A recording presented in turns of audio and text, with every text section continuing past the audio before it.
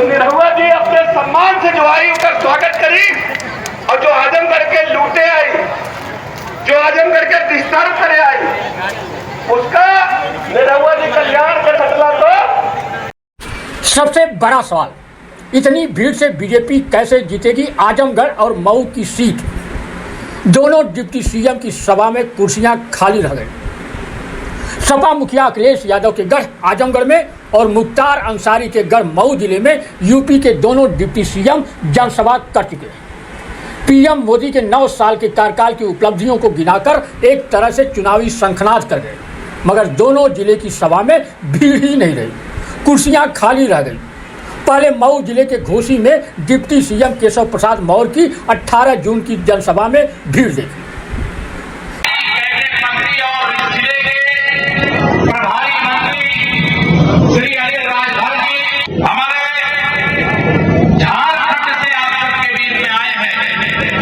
इतनी भीड़ पर डिप्टी सीएम केशव मौर्य जाते जाते कह गए थे कि भीड़ तो बहुत अच्छी रही।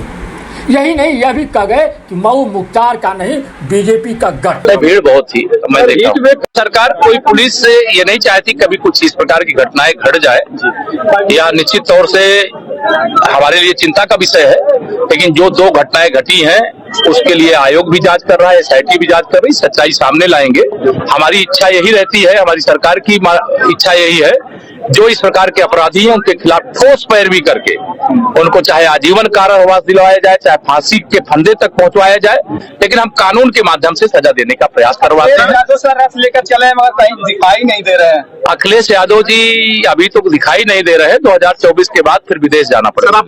बलिया में भीड़ बहुत थी। मैं देखता हूँ हाँ, ये तो यहाँ पर भी है। आप लोग भी अपना स्वास्थ्य का ध्यान रखें, ये इसकी चिंता का विषय है। और जो उसके स्वास्थ्य व्यवस्थाओं को देखने वाले चिकित्सक हैं उनको सावधान किया गया है, सतर्क किया गया है। मौसम विभाग ने बड़े अपराधियों की सुरक्षा के लिए क्या घटनाओं के बाद कुछ विशेष देखेंगे, सरकार उस पर जरूर जो जरूरी होगा वो कदम उठाया जाएगा। कोई गिरावट नहीं आने देंगे, कोई पिछड़ों के साथ, दलितों के साथ, गरीबों के साथ अन्याय नहीं होने पाएगा। हमारी सरकार का मुख्तार का गढ़ नहीं है जी, भाजपा का गढ़ है। अब सपा मुखिया अखिलेश यादव के गढ़ आजमगढ़ में दूसरे डिप्टी सीएम ब्रजेश पाठक की जनसभा में भीड़ देखी। डिप्टी सीएम मोदी सरकार की 9 साल की उपलब्धियों को गिनाने के लिए 22 जून को आजमगढ़ में आए थे, मगर यहां भी कुर्सियां खाली पड़ी। डिप्टी सीएम को सुनने वाली भीड़ नहीं नजर आई। अखिलेश यादव और शिवपाल यादव को चुनौती देने वाले बीजेपी सांसद दिनेश लाल यादव डिप्टी सीएम की जनसभा में भीड़ नहीं जुटा पाए। फिर भी डिप्टी सीएम ब्रजेश पाठक जनसभा में आए लोगों में निरहुआ सटल रहे गीत का बोल सुनाकर कार्यकर्ताओं में जोश भरने का प्रयास किया। बहुत गर्मी है ना, गर्मी लग रही नहीं लग रही, लेकिन निरहुआ जी जब भाषण में रहते तो गर्मी गायब हो गई थी। गायब हो गई थी कि नहीं? अच्छा लग रहा था। निरहुआ जी एक बात तो कहे गए, इन्हीं का जवाब करता हूँ मुद्दे पे कि निरहुआ सटल रहे, यही कहेगा ना। हम लोग ठेला पर ट्रैक्टर देखते थे, लिखा रहता था निरहुआ सटल रहे, लेकिन एक बात नहीं बताया। इसके आगे एक लाइन और लिखी है, किसी कैसे सकते सटला तो गैया लिखा रहता था कि नहीं? दवा हो गए तो लिखा रहता था कि नहीं? और तो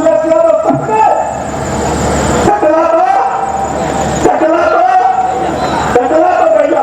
तो निरहुआ जी अपने सम्मान से जो आई उसका स्वागत करें, और जो आजमगढ़ के लूटे आई, जो आजमगढ़ के डिस्टर्ब करे आई, उसका निरहुआ जी कल्याण के लिए सटला तो गैया।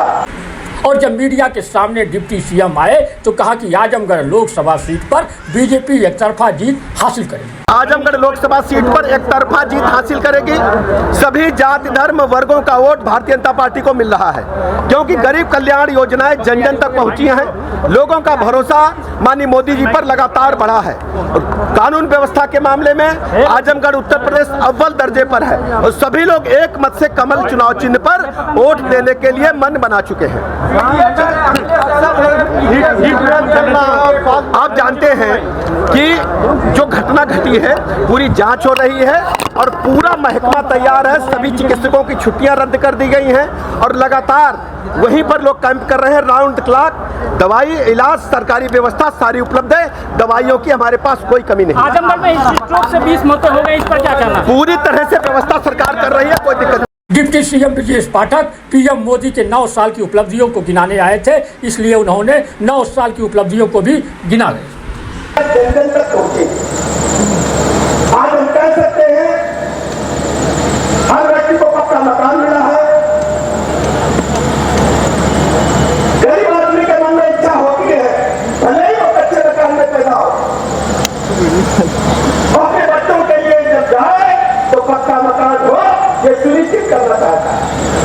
लेकिन आजादी के 70-75 वर्षों बाद भी गरीब का ये सपना कोई पूरा कर पाया है तो आदरणीय प्रधानमंत्री नरेंद्र मोदी जी ने पूरा किया है। चाहे शहर हो चाहे गांव हो, हर गरीब को पक्का मकान आदरणीय प्रधानमंत्री नरेंद्र मोदी जी के नेतृत्व में मिला। मुख्यमंत्री जी का, माननीय प्रधानमंत्री जी का राजा सुहेलदेव विश्वविद्यालय बनाकर के आजमगढ़ के लोगों को शिक्षा की एक बड़ी सौगात देने का काम किया। और हम सब जानते हैं मां सरस्वती जी का आशीर्वाद हरिहरपुर आजमगढ़ पर प्रारंभ काल से रहा है और हमारी संस्कृत को छीनने नहीं कर दिया गया था। लेकिन हमारी सरकार ने आजमगढ़ को उनकी संस्कृत को मजबूती प्रदान करते हुए यहाँ पर संगीत महाविद्यालय, संगीत यूनिवर्सिटी बनाए जाने की घोषणा की है। श्री राम प्रेमी जाकर के अयोध्या में मंदिर बनाना चाहते थे।